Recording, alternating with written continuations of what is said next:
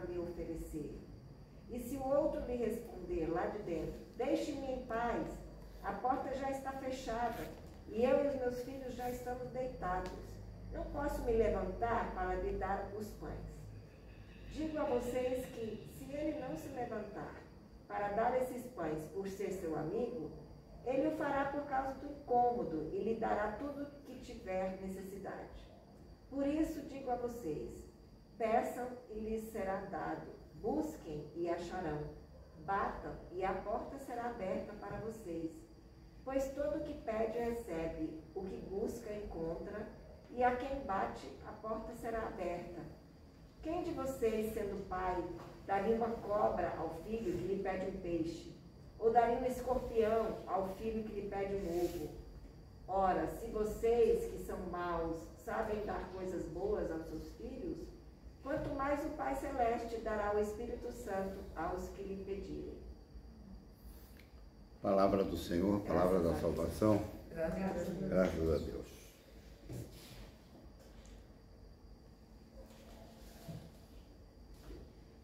É muito bom pregar sobre certos textos da Bíblia e este é um deles, né? O Pai Nosso.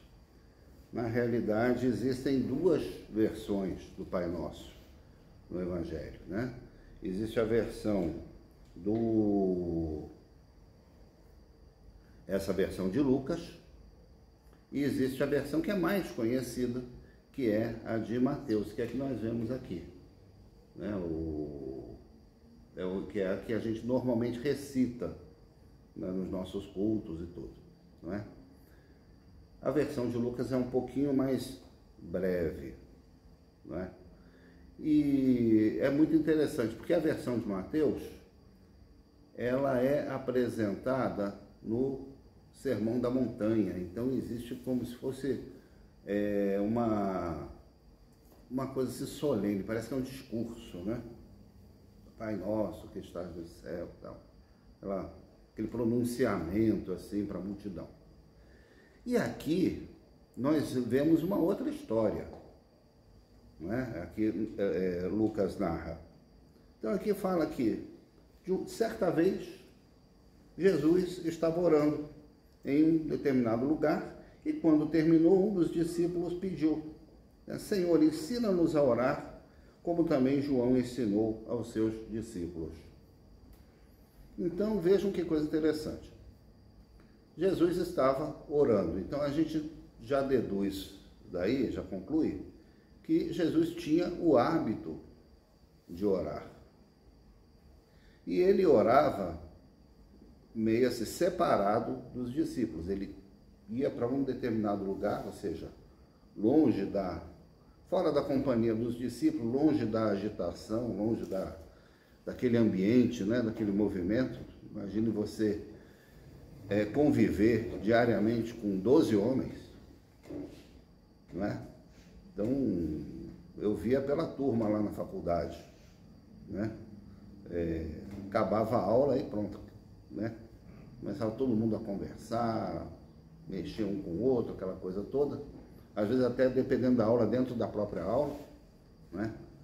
Jesus se retirava desse ambiente, né? Daqueles 12 rapazes que andavam com ele, e tinha um lugar, um espaço reservado, um momento reservado para a oração. Mas isso era um hábito, ele fazia isso regularmente. Então, um dos discípulos pede a ele que os ensine a orar do mesmo jeito que ele orava, não é? A gente percebe aqui uma coisa, que isso foi uma necessidade percebida, despertada nos discípulos. Aqui em Lucas, não é Jesus que toma a iniciativa de subir uma montanha e dizer: olha, vocês têm que orar assim, pá. Em um determinado momento, os discípulos sentiram essa necessidade de saber como é que Jesus se relacionava com o Pai, como é que ele orava, não é? E isso tem do ponto de vista didático, né? Isso tem um valor ainda maior, porque parte da necessidade, daquilo que você precisa aprender, você aprende.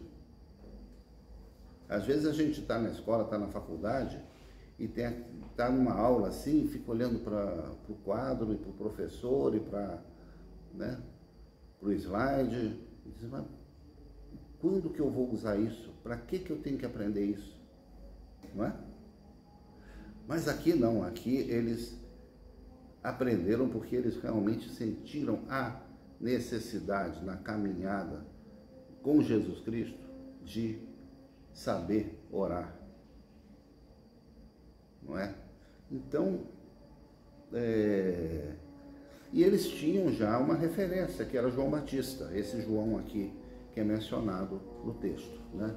Assim como João Batista ensinou os seus discípulos a orar, ele pediu também a Jesus que ensinasse os discípulos a orar. E aqui mostra uma outra coisa, que há vários modos de orar, há várias maneiras de orar. João tinha a forma dele orar, ele como profeta. Nós não sabemos exatamente como que era, não tem assim registro aqui no Evangelho de como que era a oração de João Batista. Mas era um homem de Deus, não é? Da mesma forma que Jesus também tinha a sua forma de orar. Ao que parece, quando Jesus, então, descreve para os discípulos como que deveria ser a oração, ele não tinha pensado num papel assim, todo decorado, não é? Todo editado, uma letrinha e tal, para o pessoal memorizar uma determinada oração.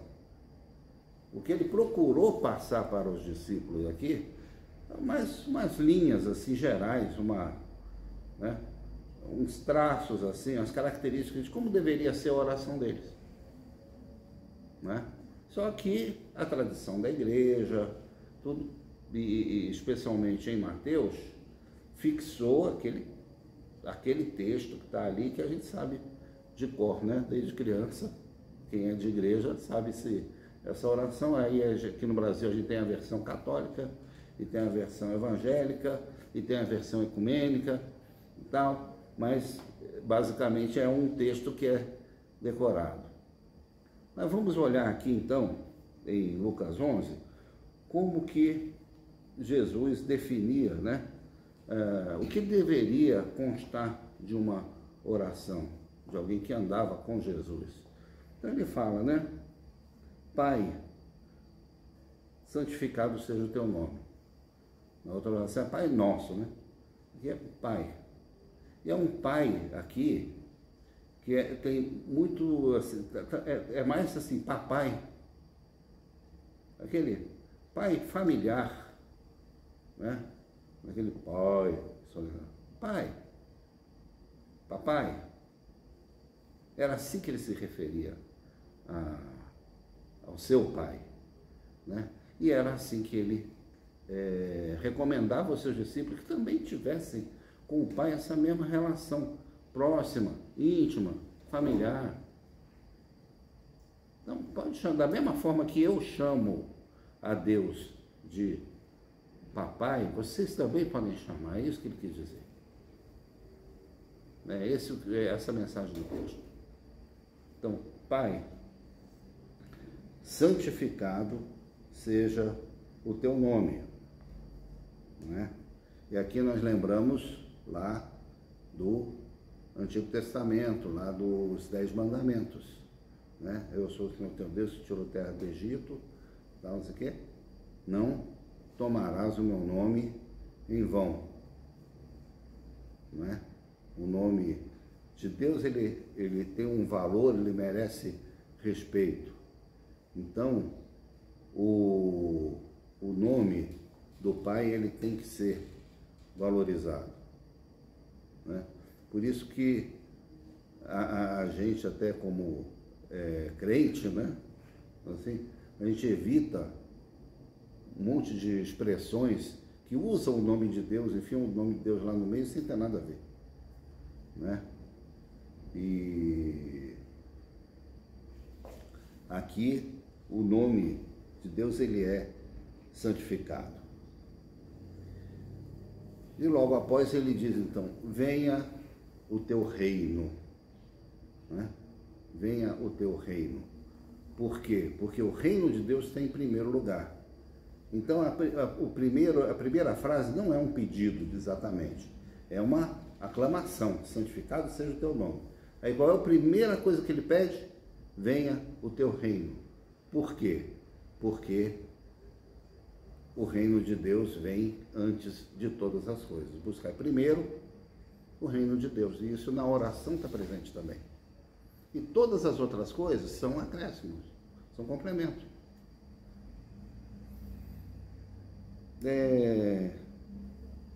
Mas ele pede também o pão nosso cotidiano, dá-nos de dia em dia.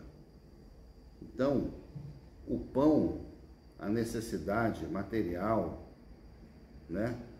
O fisiológico, aquilo que a gente precisa para viver, nós pedimos a cada dia. Da mesma forma que lá no deserto, o maná, que foi o alimento do povo de Deus na travessia do deserto, ele caía, não é? Ele caía todos os dias. Só dava para aquele dia. Se você guardasse para o outro dia, ele já dava bicho, ele já estragava, mofava. Porque a cada manhã Deus renovava a sua providência, o seu cuidado, não é? Então é esse o sentido da oração aqui, né? O Pai nosso, o pão nosso de todos os dias, dá-nos de dia em dia. A gente não está pedindo aqui provisão para, né, resto do ano, né? A gente pede que todos os dias Deus esteja cuidando da gente, dando-nos o suficiente para aquele dia. Perdoa-nos os nossos pecados, pois também perdoamos a todo que nos deve. Esse pedido, quando fiz a rápida preparação do sermão hoje, com a correria de viagem e tal, para lá, mas eu fiz uma descoberta muito interessante. Porque lá na outra versão, está lá, né? Perdoa-nos as nossas dívidas, assim como perdoamos aos nossos devedores. E aqui também, né? Aqui fala, perdoa-nos os nossos pecados. Eu sempre fiquei intrigado com esse negócio de perdoar as nossas dívidas, né? Quer dizer, eu fico pedindo a Deus, então, para limpar o meu nome na Serasa, né? Basicamente é isso que eu estou pedindo, né? Mas o sentido que está por trás disso aqui, ele é muito mais profundo, se nós nos lembrarmos de uma coisa que tinha também no Antigo Testamento, o ano de jubileu. De 7 em 7 anos, o povo de Israel era chamado a fazer a zerar a sua economia, digamos assim.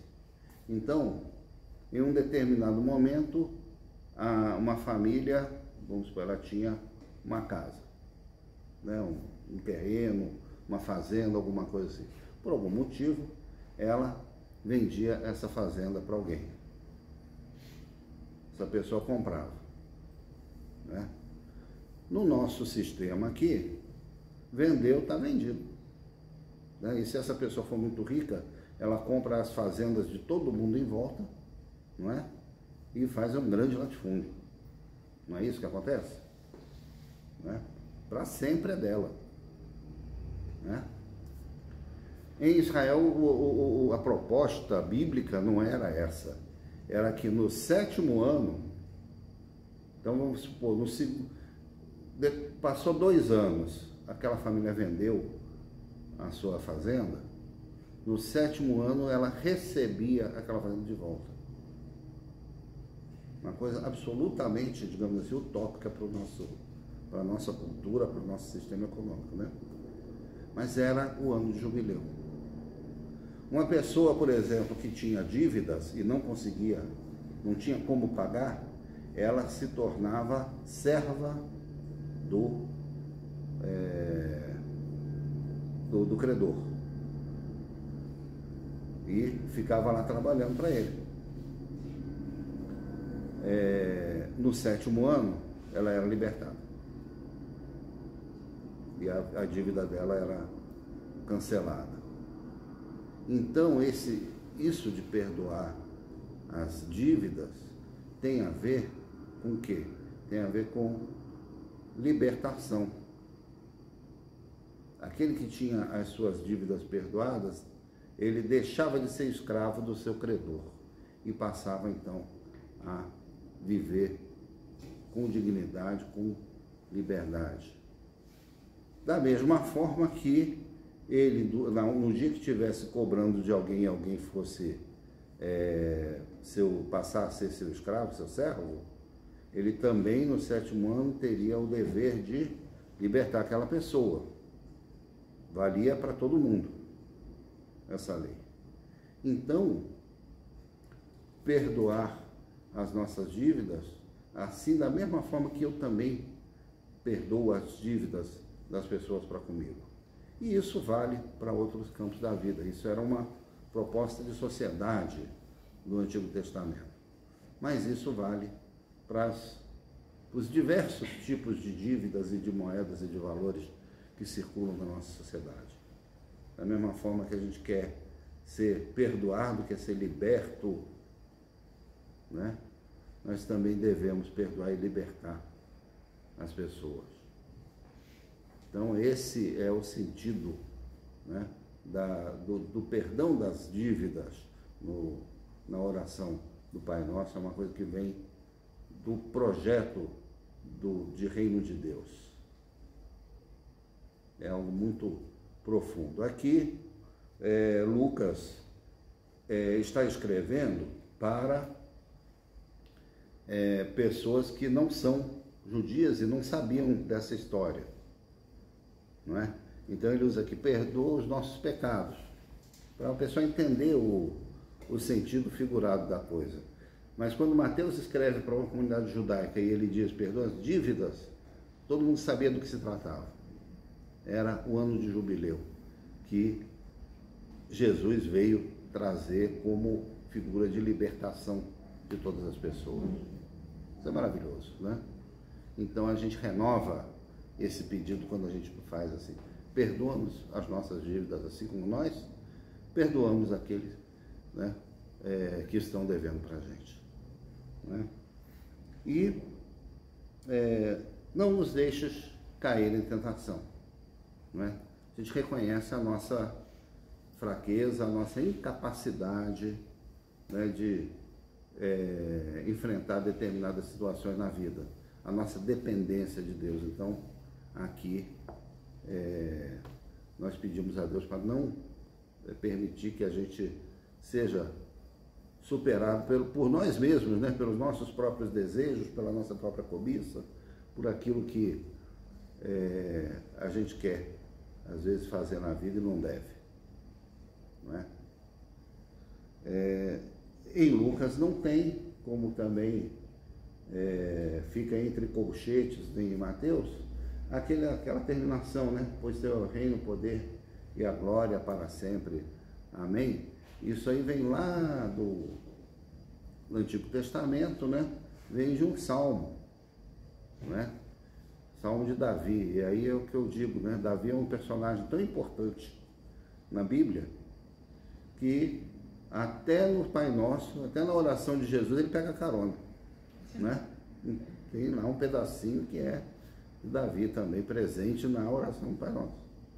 Mas aqui na versão de Lucas não aparece, como dizem os estudiosos, que foi um acréscimo da própria liturgia da igreja, que não seria do texto do Evangelho. Mas são coisas aí que a gente estuda, não é?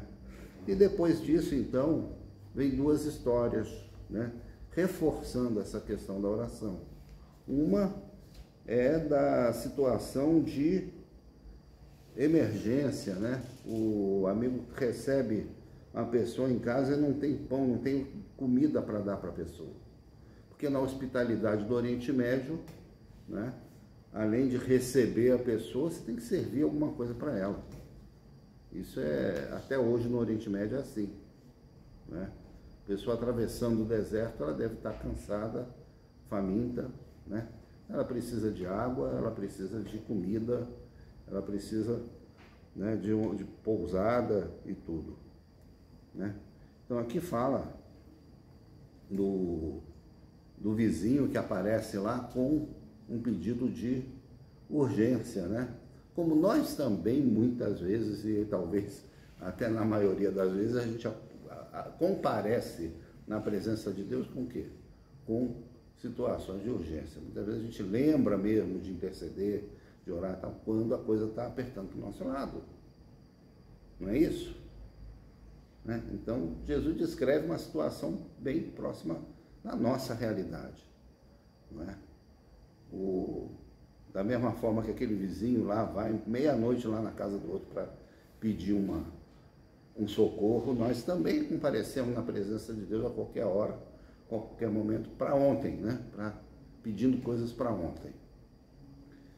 E, finalmente, Jesus, então, faz uma recomendação, né? Pedi, dar-se-vos-á, buscai e achareis, batei e abrir-se-vos-á.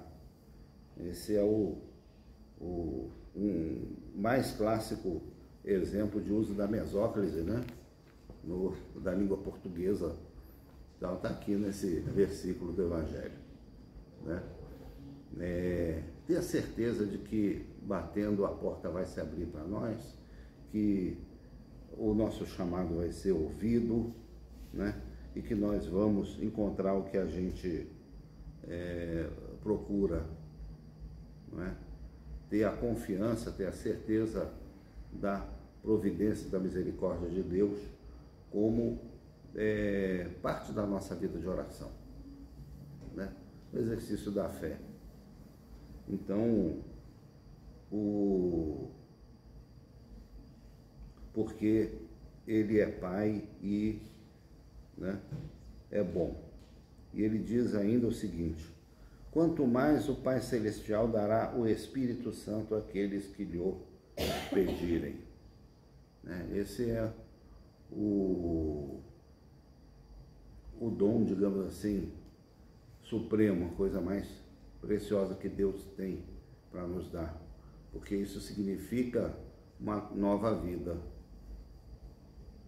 Ter o Espírito Santo significa viver de uma maneira totalmente transformada, né?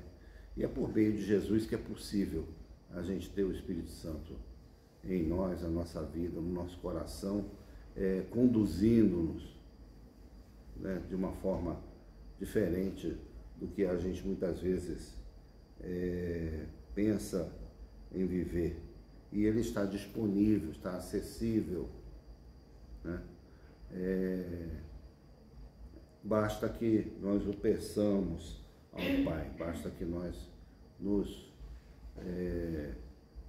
disponhamos a buscar isso na presença de Deus. Então esse é um texto, né, o texto de Lucas 11, é um texto maravilhoso, muito rico e que dá um alento para a nossa vida espiritual, né? Então que Deus também nos renove no nosso propósito de orar, de ter contato com Ele, de poder chamá-lo de papai, ter essa intimidade, essa proximidade com o Deus de Jesus Cristo e também de podermos viver de acordo com o seu Espírito Santo. Amém?